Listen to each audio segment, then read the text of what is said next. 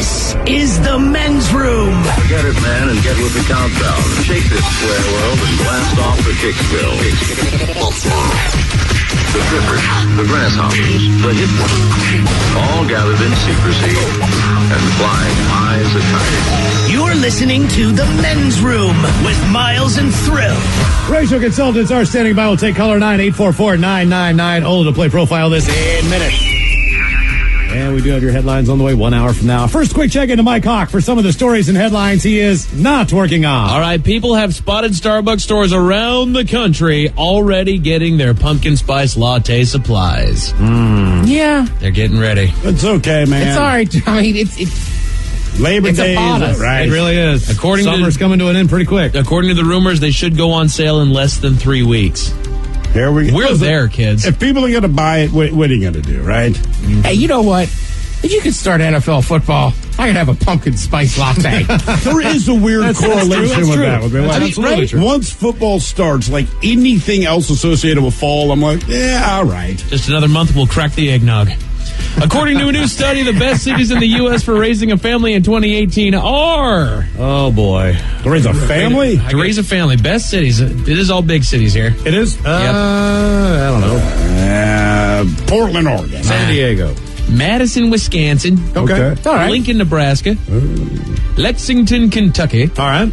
Boise, Idaho. Boise. And Tallahassee, Florida. They should go easy on saying they're all big cities. No, they're known cities, Ted. Tallahassee. Known is a good way. Damn it. Okay. Yeah. Tallahassee. That one's what'd you say? Tallahassee. Tallahassee. One of my favorite towns, man.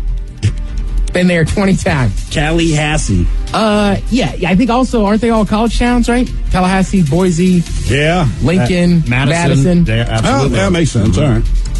I mean, look, trust me. I grew up in a college town. Kentucky. Outside of a major city. And then we're going to say the College Park, Maryland is the best place. I mean, nothing against the hometown there, Ted, but... I think I'm a prime example of how great you can turn out. Yeah, that'll on that make note, the list. A man in Delaware went to KFC on Sunday night, but it was closed. So he pulled a gun to try to get an employee to open it back up. And you'll hear about that coming up. Yay, he was arrested for robbery.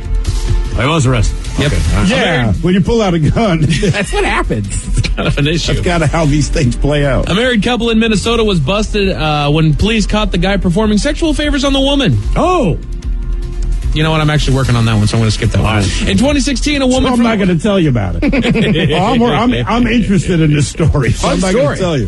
In 2016, a woman from Oregon named Tammy Griffin needed a heart and lung transplant, even though her own heart was healthy.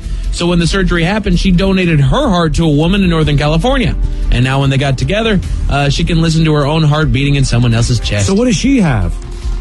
I have no idea. I'm not working on it. I know, but I can't just give you my heart and then go like, all right, well, I'm glad. Maybe I'll fly out to see my heart. Like, what do I have? I read something like, I'm not sure they called it a domino transplant. So like, her heart was fine, but for some reason it wasn't fine with her.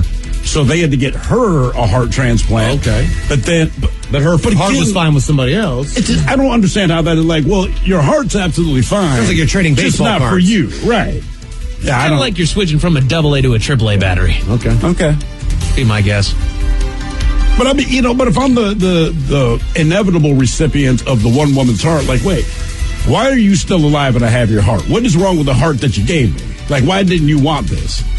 Most people are kind of, weird, like, hey, man, I want to keep my heart and stuff. Yeah, but this one has cup holders. Today is World Cat Day, but according to a new survey, only 14% of people say they're a cat person. And all of them are crazy. 46% say they're a dog person, and 35% say they're both. You know they're crazy if they post a picture of their cat on Twitter. Well, yeah, it's been known that I'm nuts for a while now. I was talking about myself. What did your cat now? We're both guilty. Miles, yours is a little different because your cat is this weird freak of nature thing. Mm. But like, what are the pictures you post of your cat that would be unique to other cats? Because all cats are kind of weird, but they're all kind of weird the same way.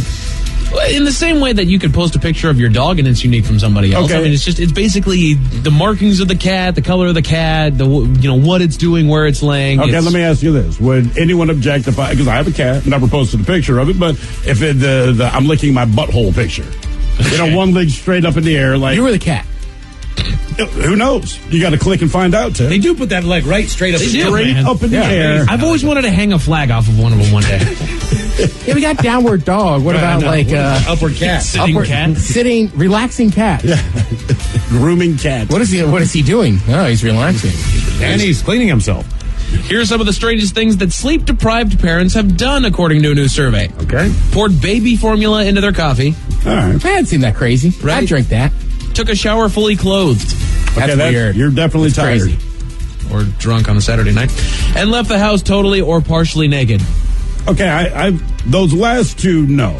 Things have not been that Sounds bad. really amiss if you're showering with clothes on and leaving the house naked. I was about to say, that's really when you need to get some help, because that should not be happening, because now you can't take care of the kid. That's called meth. And your kid thinks you're a lunatic. I'm just saying, I don't know, man. Damn, man. They're just trying, Ted. They're just parents that are trying to parent. With meth. Sleep deprived. Damn. I mean, right? Parents, I guess it's having a kid similar to meth. You're sleeping in a lot of ways. You're walking out of the house naked. You're showering with clothes off. Chewing on sandwiches that aren't there. You get paranoid. There's nobody to talk to, so you talk to yourself. It's delicious imaginary sandwich. You're itchy and you don't know why. Right, now that I'm talking this out. This one says, bad news, happy people. According to a new study, being optimistic can be bad for your health. Why is that? Because positive people aren't as good at coping when something bad happens. So they get flooded with the stress hormone. Then right now, most of Americans should be very healthy. The website Thrillist.com just ranked the sandwiches at Subway from best to worst. Yeah. All right, so what are the sandwich favorites here? It's the spicy Italian, which I get all the time. I also get it toasted, and it made it to number one, and I'm just glad because I've never seen anyone else get that sandwich other than me. Oh, man, I love that sandwich. Oh, do you? Of course you do. I just never toast it. I don't either, man. Because I like a hot Italian sandwich. I either get turkey and ham. Hot Italian sandwich. Hot Italian. Pause there. Sorry. Hey, look out. Hey, I just want to go out to your daughter. Oh. I'm surprised. Whoa. What you doing there, Ted? Just throwing highlighters around. I'm surprised meatball didn't make it high up I on the always list. go meatball sub because it's quick and easy and I hate lines. I mean, honest to God, and it's good enough. I like it. It's fine. I never toast it, though. I like it soft. No, again, I just want the soft bread, man. All right, everybody, grab your torches and pitchforks. Selfridge's department store in London already has their Christmas stuff up. Jeez, man, come on. They say it's because of all the overseas tourists are getting right now that they're demanding it. No, they're not. No, they're not. Who comes from overseas and says, where are your Christmas decorations? This is a disgrace. People will shop for Christmas decorations outside of Christmas, right? Because you save money. Well, I was going to say, but also, if you were going to go to the Northeast, right, to Boston or something, all right. People listening up there would know. There's a place just called the Christmas shop. Right. It's Christmas all the time. But regular department stores, ease up. The worst part about it to me is just this. If you have kids, now you're getting them excited about the thing that is the most exciting moment in their life. And typically we can deal with that weird month between Thanksgiving and Christmas. We know they're worked up. We know they're excited. But, can they at least get back to school before I have to listen to them give me their laundry list of what they would like Is this Santa Claus to bring them? Is this why it took forever for Christmas to come around when I was a kid? Dude, when you're young, it's like the theory of relativity. When you're young, it takes forever to get here. Once you have kids and you're buying for them, it shows up real quick. Real quick. Some man jumped out of a walk-in freezer at a restaurant in New York this week, then threatened people with a knife and promptly died of an apparent heart attack. What? Yeah. Oh, the guy was naked. He jumped out of a walk-in freezer. They opened the freezer and he goes ah! Threatened people with a knife. Yeah, and then he goes crazy, seized. and then while they're waiting for the authorities, or while the authorities are there with him, he has a heart attack and drops dead. Turns out he was a suspected murderer who had just gotten out of prison. He was on something. You think so? Mm-hmm. That's crazy. That's real crazy. That's a cold case file. Attaboy, Mike. I stole it. A woman in South Carolina had a list of great excuses as to why she shouldn't face DUI charges. Like? I'll tell you all about it 1 hour from now. Thank you, Mike Cock. We appreciate it. Headlines on the way 1 hour from now. First, the game is... The Men's Room presents Profile This. And Stephen Throwhill, can you please tell everyone how Profile This is played? I sure can, Miles. It's a simple game where we share with you a real-life news story, something that happened right here on planet Earth. And as you listen to the story, based on the stereotypes you believe to be true of people and the decisions that people make, we'll ask you what it is you think makes the story a story. Hello, Skylar. Welcome to the Men's Room. Liquor and whore, bitches. Liquor and whores. All right, Skyler, you understand now this here game is played. I do.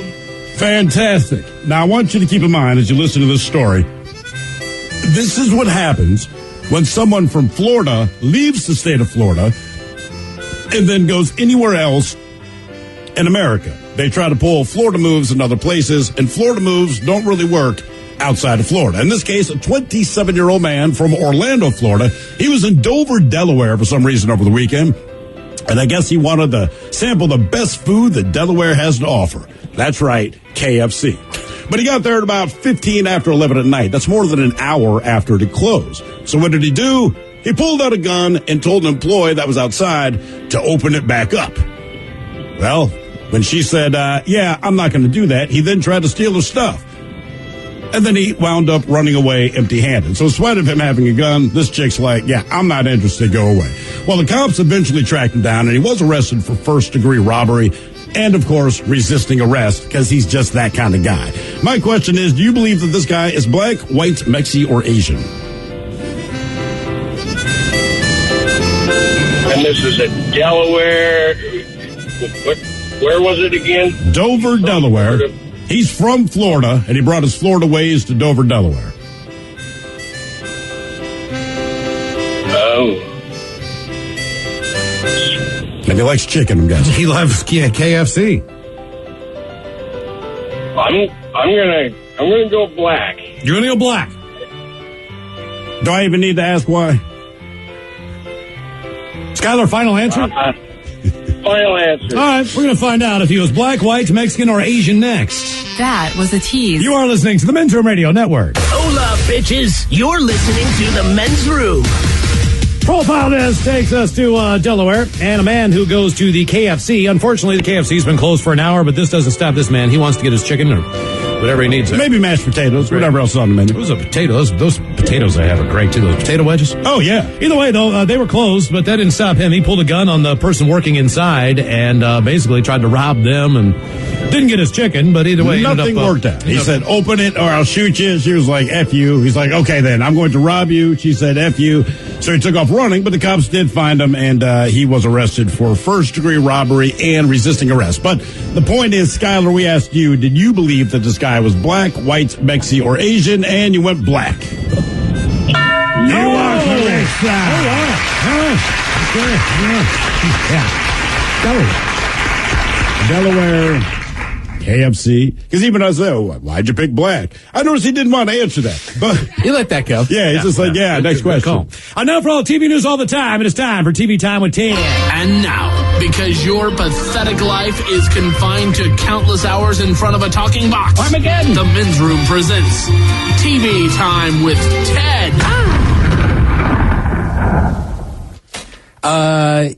When you watch baseball, there's some famous guys that would lose their cool as managers, right? Sure. So if you ever watched, the Seattle Mariners, the Cincinnati Reds, later with the Cubs, that's all Lou Piniella, right? It is with Lou the Reds. Piniella, yeah. Right, so Lou Piniella was pretty famous for it. If you ever watch old Orioles games, like in the 80s,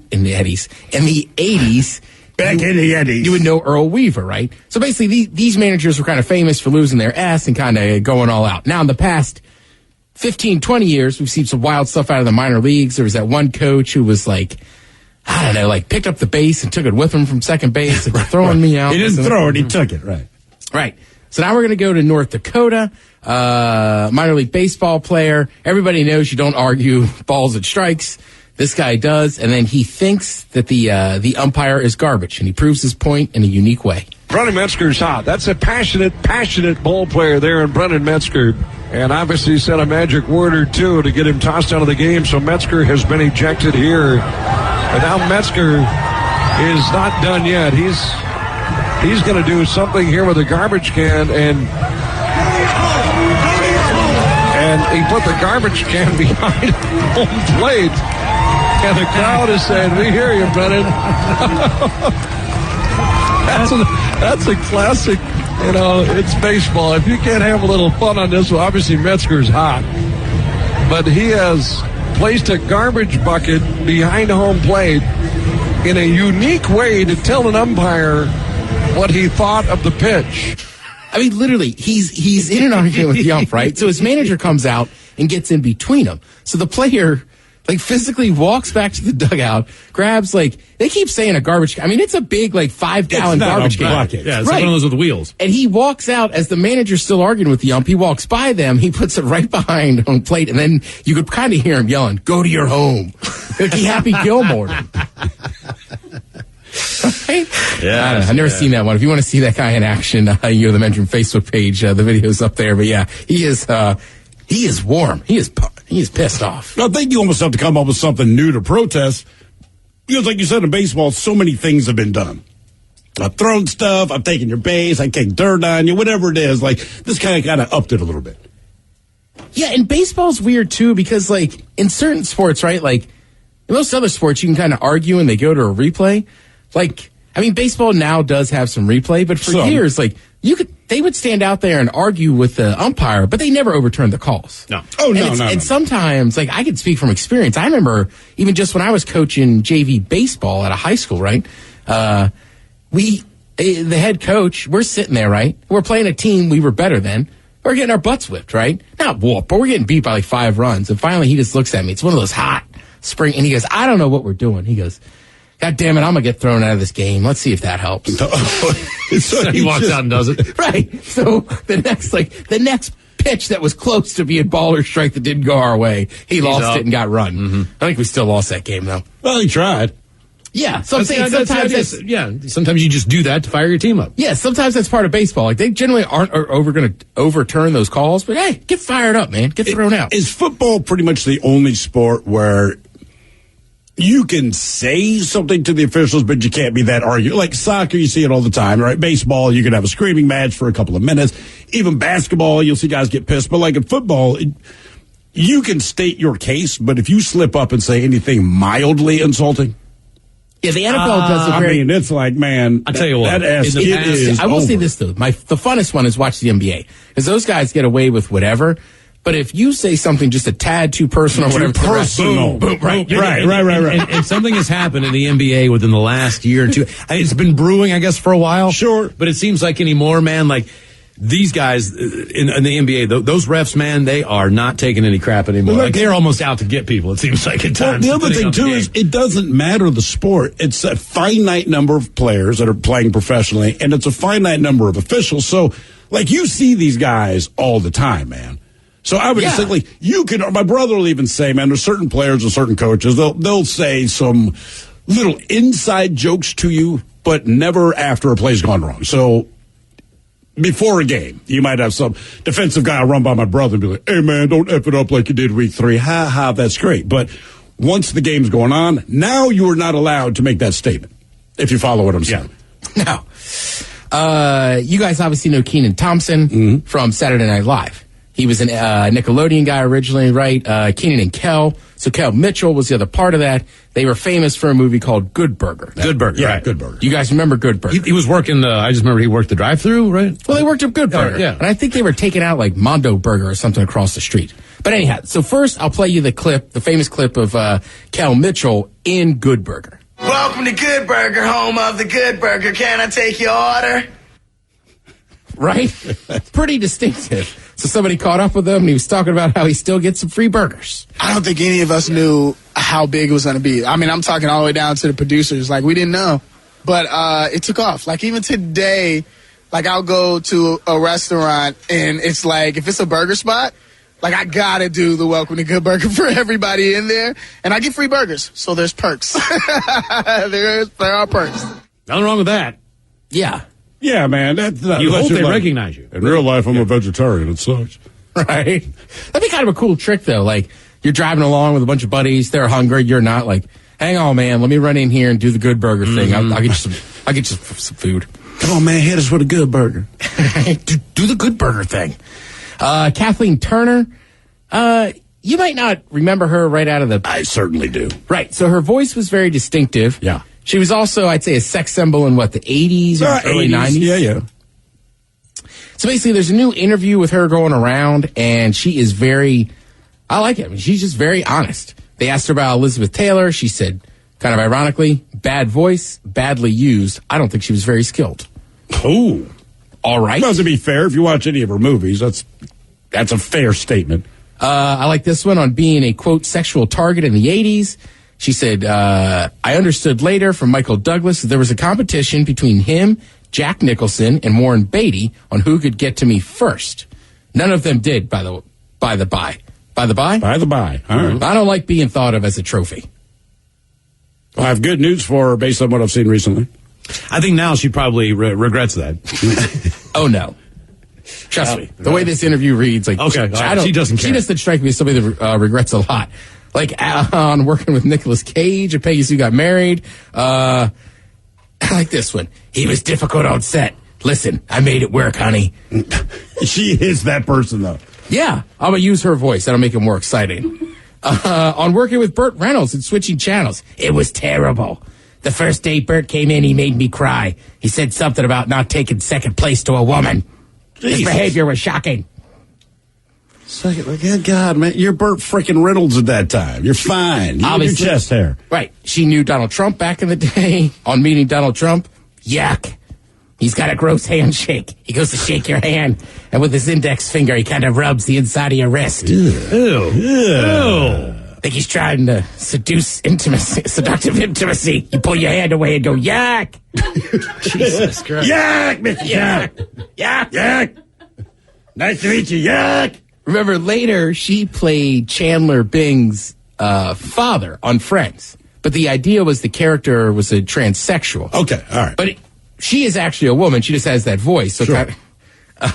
On the cast of Friends, I didn't feel very welcomed by them. They were such a clique. I don't think it was very different than anybody else's experience. All right. Did she like anyone that I was she going to worked say, with? it doesn't sound like a very happy Because person. like they say, it's either everybody else or... I would never write a a book to just sit there and say negative things about people. You know what I mean? If it was a negative experience and I thought it was relevant to the book, I would write a book, but it'd be about people you don't know. Well, Johnny on the bus. But if you could write a book, I mean, obviously there's going to be some positive. I mean, there's a lot of negative, right, but you can make money off it. People want to know the inside stuff. They do. Right, and to be honest, that's the stuff that's more interesting. Not either you got laid or I hate this person, right? That's pretty much, if you say, oh, I love this person, I'm like, yeah, all right. Yeah. I mean, look at when you read, like, the Heroin Diaries, right? Like, Nikki Sixx isn't exactly super friendly to, it's a story, not a story book. Oh, Vince Neil. Vince Neil. Yeah. And, like, they're not very, like, even when they went back and retold it, so... Yeah, he's a little catty on him for sure. Like, Vince is Vince, but I think that's nothing that he wouldn't say to his face. Oh, they one thing when you read that trust book. Me, Kathleen Turner, like, I read a little more of this interview. Like, I have no doubt she would say this to these people. Oh, yeah, I don't either. Yeah, I don't think this is behind their back. Yeah. I generally want to tell her. I don't like you. Yuck. I don't like it. Yeah. Right. It's a tell. I don't know. Sometimes I think, it just, there's two views on everything, right? I'm going to write a tell some book. Tell some. Just a little bit. Tell a little bit. Ruby Rose, everybody knows her from, a bunch of different stuff. She will play the lesbian DC superhero Batwoman on the CW. She'll make her first debut during the annual crossover between the network's 4 DC comic shows. Miles, of course, name them off. The Flash. DC, they have a Superman. The Flash? They have a Superman. Green Arrow. Just Arrow. Arrow. I don't even know who the Green Arrow is. I remember the Green Lantern. I think it's just Arrow. I think the show is just Arrow. And is it Supergirl? Supergirl and Legends of Tomorrow. All right. And then she'll show up on that. It's kind of that crossover between all the shows. And then after that, she'll get her own Batwoman, get her own show. We kind of read that this morning. And Robin and I were like, at what point does the sexual orientation of a superhero matter? And we just say it in this sense, like, Superman flies down and he prevented a meteorite from smashing into the earth. Like, I heard he's gay. Like, you just go, like, in the world of superheroes, it just... I don't think the sexual orientation makes anybody not like a superhero. I think you're just trying to draw in more people. Okay, so you're right, I got you. You know what I mean? Like, I think Luke Cage... did that. Say, brother. Right. I don't know if you like superheroes, but after Black Panther, we now offer you Luke Cage. Tell you who needs to thank Luke Cage is Carhartt. He just rocks Carhartts all the time. He rocks Carhartt all the time, and it's just funny to me that Carhartt, I never heard of it. It was very popular. Basically, I just knew white people that Loved Carhartt, lived out in the country. Well, because it's durable. But Carhartt is everywhere now, like in the hood, everywhere else. Okay. Like, it's a cool brand. I'm like, good stuff. And I was like, I thought first it was rappers. Like, it's got to be Luke Cage because that's all he wears is a Carhartt hoodie. Yeah. Right? It's good enough for Luke Cage. It's probably good enough for everybody. Last week we were having some fun talking about the Brady Bunch house. Brady Bunch. So the last we heard, Lance Bass or Miley Cyrus, Mike Bryant. Lance! So a Hollywood studio, it's been reported, swooped in and outbid Lance Bass. Wasn't it like HGTV or something? So like now we found out, right, that it is HGTV. They bought the house. They're going to, quote, restore it to its 1970s glory as only HGTV can. But, Miles made a good point. That means they're going to have a key party. Right. First keys in the bowl. Yeah. Swingers, Quaaludes, welcome back to the Brady Bunch house. We were like, but like Miles pointed out, the interior shots of the Brady Bunch was never shot in the house. So whenever they do an HGTV to say to restore, like, we're not going to get any sense of familiarity. However you say that You word. see the outside and that's it. Right. I mean, once you get past the outside of looking at the house, that's all we know.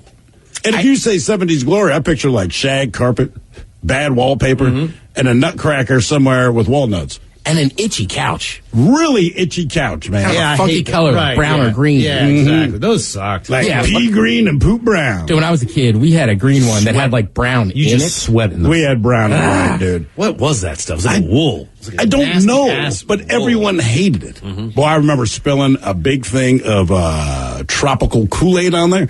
If you know anything about my parents, you might as well just march yourself to your death. That is the best Kool-Aid. My brother and I are freaking. There's this massive red stain. You flipped the cushion? God damn right we did. And it wasn't until we moved that they caught it, right? So we're pulling everything apart. My father, he just kind of shot us a look because he didn't know how long it had been there. But I think he was somewhat proud that obviously we tried to clean it. Yep. We were smart enough not to tell him, and we were smart enough to flip the cushion. It's all good. It was a terrifying moment. And for like an hour, like, yeah, get it out. Oh, trust me. I got a couch, had a party, and it's the white couch that You're an idiot, right? Somebody smoking on my my couch. I don't know if could have been me because we were smoking bowls, passing around, whatever. Either way, I mean, this slow ember just started to spread. So like, there's one cushion on my couch that's never been flipped over. It's always on the same cushion because underneath it, like the whole bottom part's burned out. God damn it. Yeah, exactly. And you insist on getting white furniture. I know. Well, I'm an idiot. What am I? Yeah, exactly. Go figure. I mean, it's like wearing all white and getting barbecue. Like, it's going to end in disaster. I know. Like, why did I show up at this barbecue restaurant with a white T-shirt on? Yeah, Colonel Sanders only wore that when he served the chicken. When he ate it, he put on different clothes. Goddamn right. He slummed. Here we are at the crab feast. Look what I'm wearing. All right, still to come. Mike Cox got your headlines coming up here in minutes. You are listening to the Men's Room Radio Network. The Men's Room returns with Miles and Thrill. Now, let's see what's happening in the real world. All right, here we go. South Carolina woman does her best job at making white people look like crap. We head to Minnesota where a cop finds a man with a head on a woman's lap, and he's not taking a nap. Poppy seed bagel leads to an unfortunate positive test for opioid use. A massive hailstorm in Colorado kills 2 animals at a zoo, a duck and a goose, and a 9-year-old has his lemonade stand robbed at gunpoint in North Carolina. It is time for your headlines. Now, it's time to hit the headlines. Here's Mike Hawk. All right, top story. We got to South Carolina where a woman was stopped early in the morning and was facing drunk driving charges, but then erupted into a list of reasons as to why she didn't deserve the charges. All right. I hope one of them is I'm not actually drunk. All right. So let's see if any of these actually would constitute a good reason here. She's had perfect grades her entire life. All right. That's good. Okay. That's good. That didn't work for me. Let's stack that on top of graduated from a high accredited university. All right. Don't care. Right, it's piling up here. Mm-hmm. She was a sorority girl. So, of course, she's drunk. All right, now I care a little bit. National Honor Society member. Hey, good, man. That's good stuff. Right. Were you drunk?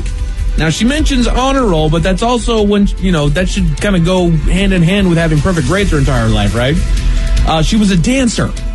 What kind of dancer? Right, that's kind of what I was wondering. She can dance. I mean, it could be any kind of dance. That's But this is another reason why she shouldn't get DUI charges here. Her partner is a cop, and she actually was once a cheerleader. okay. Right? Not to mention that she is a, quote, very clean, thoroughbred white girl. A clean, thoroughbred. I tried to use that excuse. It didn't work for me. What is the thoroughbrougred aspect of that mean? Right? She's a horse. Purebred. She was bred. I mean, like, what is... Yeah. Her mommy was white. Her daddy was white. Her granddaddy was white. And her grand. Oh, wait a minute. There's a black person in the line. Oh, didn't know that. We don't have any of those mochachinos in our family. Should have gone to Ancestry.com and learned the truth. We're all from one area. This, however, did not win over police, and she was arrested for driving over twice the legal limit. See, that's the thing that they really concentrated on. And that's really unfair. Because she had all these lists of accomplishments, including being a clean, thoroughbred white girl, and they just wanted to harp on her being twice the legal limit. Don't tell me white privilege is a thing. Didn't get her anywhere. Yeah. White privilege is a fraud. Didn't get her anything. In other news, sticking with the drunk theme, a woman in Miami was arrested for disorderly intoxication and took a mugshot that made police believe that she was preparing herself to share the photo on Instagram. Oh, I saw her picture. Yeah, basically, she's giving a sassy look to the camera with her tongue sticking out. It's an Instagram look is what it is. Yeah, for the gram. You gotta do it off the gram. For the gram. It is, but no, you don't. Are you really going to post your mugshot to Instagram? Man, I wouldn't be surprised at all. You know what? You're right. I would not be. And she got a disorderly intoxication, right? You know what it started with? It was Justin Bieber. What? Little jackass smiled in his mugshot. You remember that? Yeah, but here's the difference. Little jackass. You know why he smiled? I have millions of dollars. It doesn't matter. I'm out. That's right. But he started a new revolution. Smile in your mugshots. Look happy to be in jail. Think about what your mother told you. Every time you smile. Show your teeth. In Minnesota, a couple I gotta call and see if I can find mine for you. Yeah. They keep them, what I heard, because you're in Baltimore City as well for that, it was a 7-year turnaround. And it's gone. I really wish we could have seen yours, man. Oh, I want to see mine. Yeah. A Minnesota couple was charged with... If she's smiling, picture a very fat white guy looking very scared and nervous. That's what mine looks like. I don't belong here. Seriously. You're putting me in the wrong spot. I'd be crying. In Minnesota, a couple was charged with indecent exposure and DWI after they were found getting it on in a Walmart parking lot. Classy joint. After receiving a call, police arrived at a car to find a woman reclined in the passenger seat with her partner leaned over with his pants down, giving the woman oral sex. All right. The pair seemed intoxicated, though there was no smell of alcohol. She also had a restraining order against that guy. Her husband. You're kidding me. I mean, is he restrained at that point? I mean, obviously she's okay with them being there. Right. I mean, like, she drove him. Oh, no, don't come around me anymore. Oh, yeah, don't come around. She drove him because he was too drunk to drive. Come on. But he wasn't too, well. Yeah, right? To the Walmart. Take me to the Walmart. A mother in That's one of those things, though, right? Like, I hate that person. I don't want him around me. Well, they right? Like, they can do that one thing. Damn it. Like nobody else. Cost. A mother in Maryland found herself in some trouble at a hospital, all because of her breakfast. After taking a drug test while in labor, the mother was alerted that her test came back positive for opiates.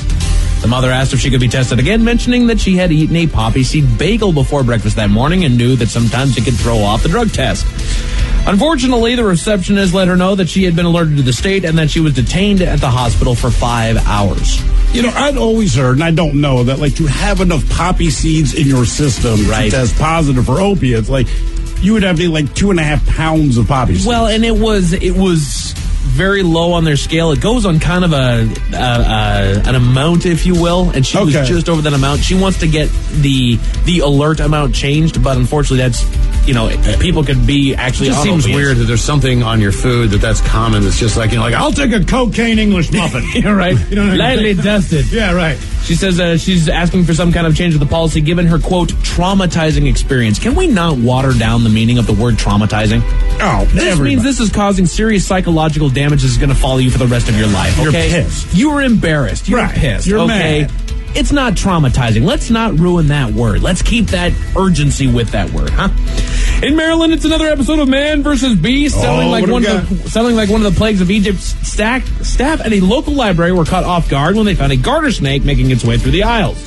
Not terribly long after seeing the first, a second one was found. This prompted the library to close and call pest control, where they found a total of 4 snakes and a single dead snake within the library that they managed to get out of the building.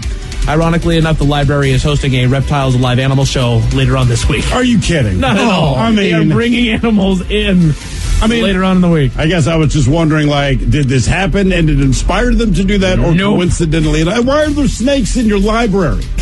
It's a library. I don't know, man. My guess is there's mice in your library.